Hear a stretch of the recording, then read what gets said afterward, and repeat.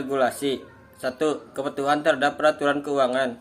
Kepatuhan terhadap peraturan keuangan melibatkan pemahaman dan penerapan aturan yang berlaku untuk entitas keuangan.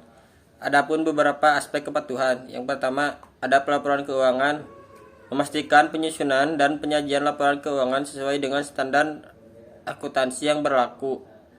Yang kedua, ada pajak. Ketaatan terhadap peraturan pajak dan penyampaian laporan pajak yang akurat dan tepat waktu. Yang ketiga, ada anti pencurian uang, melibatkan penerapan kebijakan dan prosedur untuk mencegah penggunaan entitas keuangan untuk aktivitas pencurian uang. Yang keempat, ada peraturan pasar modal. Ketaatan terhadap regulasi pasar modal yang berlaku, termasuk dalam hal pengungkapan informasi kepada publik. Yang kelima, hukum kontrak dan peraturan bisnis, memastikan bahwa transaksi dan kegiatan bisnis sesuai dengan hukum dan regulasi yang berlaku. Yang keenam, ada perlindungan konsumen. Kepatuhan terhadap regulasi yang melibatkan perlindungan konsumen, terutama dalam sektor keuangan konsumen. Yang ketujuh, ada keamanan data. Penerapan langkah-langkah keamanan untuk melindungi data keuangan dan informasi pelanggan. Yang kedelapan, ada kepatuhan internasional.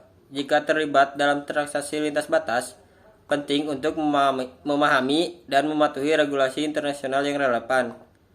Setiap sektor dan yurisdiksi mungkin memiliki persyaratan kepatuhan yang berbeda, dan organisasi perlu terus memantau perubahan dalam peraturan keuangan untuk tetap mematuhi ketentuan yang berlaku. 2. Langkah-langkah kepatuhan. Langkah-langkah kepatuhan keuangan melibatkan serangkaian tindakan untuk memastikan bahwa suatu entitas mematuhi aturan dan regulasi keuangan yang berlaku. Berikut ada beberapa langkah umum. Yang pertama, pemahaman regulasi. Teliti dan pahami peraturan dan standar keuangan yang relevan dengan industri dan lokasi entitas. Yang kedua, penetapan kebijakan dan prosedur. Tentukan kebijakan internal dan prosedur operasional yang sesuai dengan regulasi keuangan yang berlaku. Yang ketiga, pelatihan dan kesadaran. Berikan pelatihan kepada karyawan agar mereka memahami pentingnya kepatuhan keuangan dan mengetahui prosedur yang harus diikuti. Yang keempat, monitoring dan evaluasi. Bentuk sistem pemantauan yang efektif untuk memeriksa apakah kebijakan dan prosedur keuangan diikuti secara konsisten. Yang kelima, audit internal. Lakukan audit internal secara berkala untuk menilai tingkat kepatuhan dan mengidentifikasi potensi masalah. Yang keenam, pelaporan dan pengungkapan. Pastikan penyusunan dan penyajian laporan keuangan sesuai dengan standar yang berlaku, termasuk pengungkapan yang diperlukan. Yang ketujuh, manajemen resiko. Identifikasi, evaluasi, dan kelola resiko kepatuhan keuangan dengan cara yang efektif. Yang kedelapan, pengelolaan keamanan data. Terapkan kebijakan keamanan data untuk melindungi informasi keuangan dan data pelanggan. Yang kesembilan, kolaborasi dengan otoritas pengawas. Jalin hubungan yang baik dengan otoritas pengawas keuangan dan sesuaikan operasi dengan perubahan regulasi. Yang kesepuluh, pembaruan dan penyesuaian. Perbarui kebijakan dan prosedur secara berkala sesuai dengan perubahan dalam regulasi keuangan. Yang kesebelas, pengembangan karyawan. Berinvestasi dalam pengembangan karyawan untuk memastikan pemahaman dan keterampilan mereka sejalan dengan persyaratan kepatuhan. Melalui implementasi langkah-langkah ini, entitas dapat membangun budaya kepatuhan yang kuat dan meminimalkan risiko pelanggan regulasi keuangan.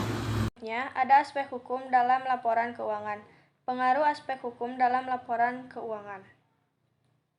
Aspek hukum memiliki pengaruh yang signifikan terhadap laporan keuangan. Beberapa pengaruh tersebut diantaranya: yang pertama, regulasi dan standar. Hukum mengatur regulasi dan standar yang harus dipatuhi dalam penyusunan laporan keuangan. Regulasi ini mencakup persyaratan laporan keuangan, pengungkapan informasi, dan metode pengukuran yang harus digunakan. Yang kedua, ada perlindungan investor. Hukum melindungi kepentingan investor dengan memastikan bahwa laporan keuangan disusun secara akurat dan transparan. Hal ini membantu investor dalam pengambilan keputusan investasi yang lebih baik. Yang ketiga, ada pencegahan kecurangan. Hukum ini juga berperan dalam mencegah terjadinya kecurangan. Dalam penyusunan laporan keuangan, hukum memberikan sanksi bagi pelaku kecurangan dan mendorong praktik akuntansi yang etis. Yang keempat, ada pengawasan dan audit. Hukum juga mengatur pengawasan dan audit terhadap laporan keuangan. Badan Pemeriksa Keuangan atau BPK memiliki peran penting dalam melakukan pemeriksaan terhadap laporan keuangan pemerintah pusat, pemerintah daerah, dan lembaga negara lainnya. Yang terakhir, ada kepatuhan terhadap peraturan.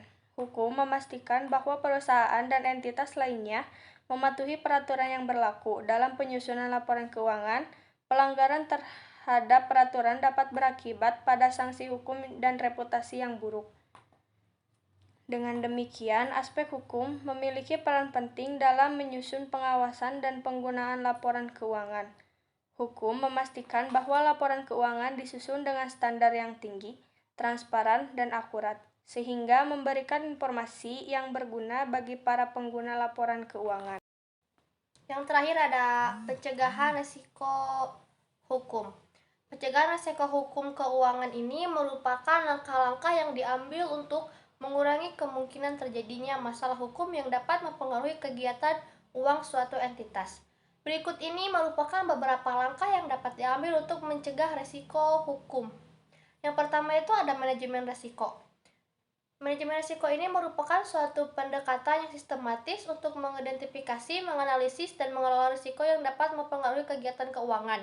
Dalam konteks pencegahan risiko hukum, keuangan manajemen risiko dapat membantu dalam mengidentifikasi dan mengurangi risiko hukum yang mungkin timbul. Yang kedua ada pengendalian internal.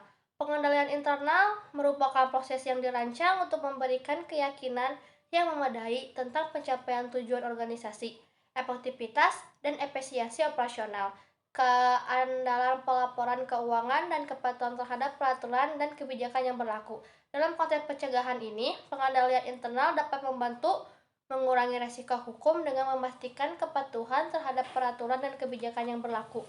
Yang ketiga ada penilaian risiko. Merupakan proses untuk mengidentifikasi, menganalisis, dan mengevaluasi risiko yang mungkin timbul dalam kegiatan keuangan. Dalam konteks pencegahan risiko hukum ini, penilaian risiko dapat membantu dalam mengidentifikasi risiko hukum yang spesifik dan mengembangkan strategi pencegahan yang sesuai. Yang keempat yaitu ada penerapan program APU, dan PPT.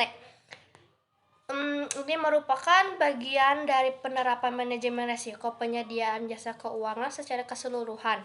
Program ini bertujuan untuk mencegah tindakan pidana pencucian uang dan pendanaan terorisme dengan menerapkan pendekatan berbasis risiko.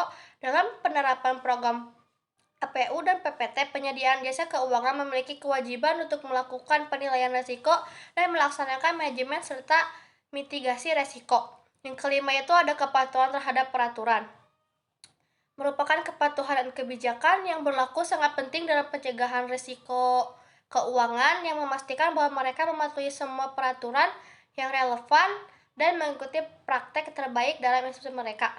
Pencegahan risiko hukum keuangan melibatkan berbagai langkah dan pendekatan yang dapat membantu mengurangi kemungkinan terjadinya masalah hukum yang dapat mempengaruhi kegiatan keuangan suatu entitas. Dengan menerapkan manajemen risiko, pengendalian internal, penilaian risiko, penerapan program APU dan PPT, serta patuhan terhadap peraturan entitas keuangan dapat meningkatkan keamanan dan keberlanjutan operasional mereka.